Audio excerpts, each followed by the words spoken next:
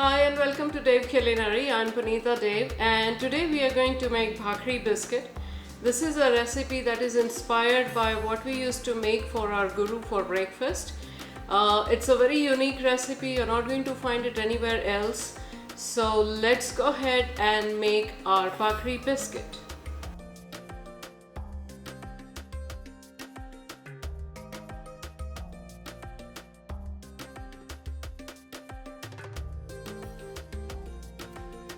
So let's look at the ingredients first. We are going to take 1 cup of wheat flour. Another option is 1 cup of wheat flour and 1/4 cup of fine Soji or Rava. We'll take 3 tablespoons of ghee for the dough. If you don't have ghee, you can use butter or oil. We'll save 1 tablespoon of ghee for cooking. Once again, if you don't have ghee, you can use butter or oil. We'll take 1/4 cup of water, 1/4 to half teaspoon of salt, half teaspoon of cumin seeds, half teaspoon of sesame seeds, they are optional, 1/4 teaspoon of Carrom seeds, a pinch of baking powder if you want to make them really crunchy, and a pinch of Chaat Masala, and that also is optional. So those are our ingredients. Let's now make the dough.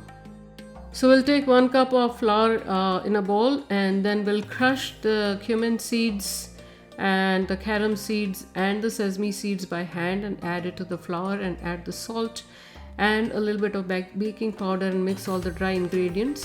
And then we are going to add the ghee.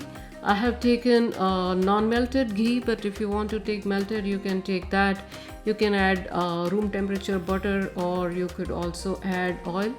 Now mix and mash the dough, and then once you have it to the appropriate level of grease, use the water to bring the dough together. I ended up using about 1/4 cup of water to bring the entire dough together. It has to be a little bit harder.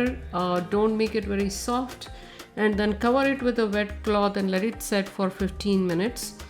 After 15 minutes, you knead it a little more, and then you make it into about 4 to 5 equal parts.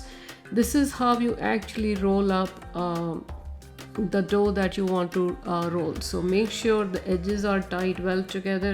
These are some tricks that my mom taught me. There are many people who say, oh, you roll it in any shape and then you put a bowl over it and cut it in a round shape. But this is how my mom taught me to tie up the ends and make it a round shape. So that's what I'm showing you right now. And this is how you would roll it. And then we have the second one. Once again, there is a very special technique for making this initial set of dough for rolling and then tying up the edges so that they don't split.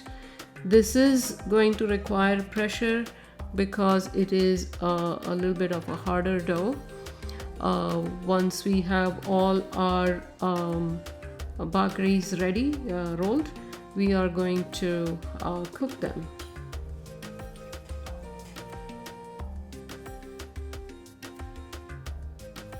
So for cooking, I've taken up a non-stick pan. You can take any pan that you like. You don't have to take non-stick. And you can add a little bit of butter for cooking. So we will add a little bit more butter. You can add ghee. At my home, everyone prefers ghee, so I added ghee.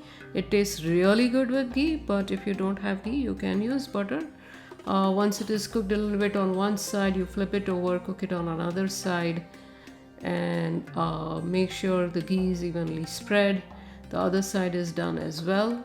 You take it out for serving. This is really crunchy, as you can see, and it is pretty heavy with all the wheat flour and the ghee that goes into it. It is pretty heavy, so eat it wisely. But look at how crunchy it is. I love this bhakhari. I can have it for breakfast all my life. So that was our Bhakhari biscuit. It serves as a really good breakfast. These days we just have 1/4 of the Bhakhari biscuit and we are done for the breakfast. It's pretty heavy, it's very filling, and it stays like this outside the refrigerator for at least 4 to 5 days. So it's good for travel as well. So do try it and do make it and let us know what you think about it. And if you have not already subscribed to our channel, don't forget to do that. And I'll see you in our next video. Till then, bye bye.